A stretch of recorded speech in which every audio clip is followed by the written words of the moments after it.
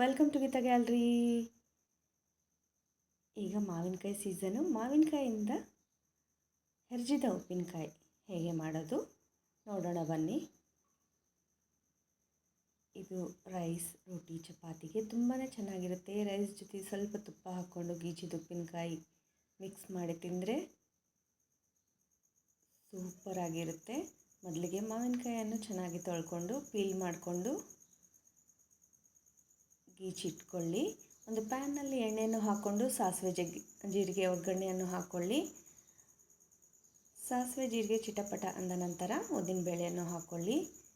ಮಾವಿನಕಾಯನ್ನು ಈ ಥರ ಪೀಲ್ ಮಾಡಿಕೊಂಡು ಗ್ರೇಟ್ ಮಾಡಿ ಇಟ್ಕೊಳ್ಳಿ. ಇದಕ್ಕೆ ಒಂದು ದೊಡ್ಡ ಚಮಚ ಜೀರಿಗೆ, 1/4 ಚಮಚ ಮೆಂತ್ಯ ಕಾಳನ್ನು ಲೈಟಾಗಿ ಹುರ್ಕೊಂಡು ಪುಡಿ ಮಾಡಿ ಇಟ್ಕೋಬೇಕು. ಸಾಸಿವೆಯನ್ನು ಹುರಿಬಾರ್ದು. ಹಾಗೆ ಒಂದು ದೊಡ್ಡ ಚಮಚ ಸಾಸಿವೆಯನ್ನು ಹಾಕ್ಕೊಂಡು ಪೌಡ್ರ್ ಮಾಡಿ ಇಟ್ಕೊಳ್ಳಿ. ಇದಕ್ಕೆ ರುಚಿಗೆ ತಕ್ಕಷ್ಟು ಉಪ್ಪು, 1 ಚಮಚ ಅರಿಶಿನ, ಒಣಖಾರ, ನಾನಿಲ್ಲಿ ಒಣಖಾರ 3 ಚಮಚ ಹಾಕಿದ್ದೀನಿ. ನಿಮಗೆ ರುಚಿಗೆ ತಕ್ಕಷ್ಟು ನೀವು ಹಾಕ್ಕೊಳ್ಳಿ. ಖಾರ ಸ್ವಲ್ಪ ಕಡಿಮೆ ತಿನ್ನೋರಾದರೆ 2 ಚಮಚ ಹಾಕ್ಕೊಳ್ಳಿ. ಸಾಸಿವೆ ಪುಡಿ, ಮೆಂತ್ಯ ಜೀರಿಗೆ ಪುಡಿ, ಸ್ವಲ್ಪ ಚಿಟಿಕೆ ಹಿಂಗನ್ನು ಹಾಕ್ಕೊಂಡು ಎಲ್ಲವನ್ನು ಚೆನ್ನಾಗಿ ಮಿಕ್ಸ್ ಮಾಡ್ಕೋಬೇಕು. ಈ ಪಿಕಲ್ ತುಂಬಾ ಚೆನ್ನಾಗಿರುತ್ತೆ.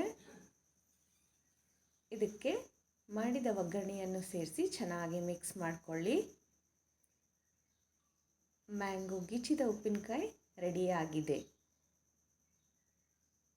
ಇದು ಒಂದು 2 ಮಂತ್ಸ್ ಸ್ಟೋರ್ ಆಗಿ ಇಟ್ಕೋಬೋದು. ಇನ್ಸ್ಟೆಂಟಾಗಿ ನಾವು ಬೇಗನೆ ಮಾಡ್ಕೋಬೋದು. ಬಿಸಿ ಬಿಸಿ ಅನ್ನಕ್ಕೆ ಈ ಗೀಚಿದ ಉಪ್ಪಿನಕಾಯಿ ಮತ್ತು 1 ಚಮಚ ಸಪ್ಪನ ಪುಡಿ, ತುಪ್ಪವನ್ನು ಹಾಕ್ಕೊಂಡು ಮಿಕ್ಸ್ ಮಾಡಿ ತಿಂದರೆ ತುಂಬಾ ಅದ್ಭುತವಾಗಿ ಇರುತ್ತೆ.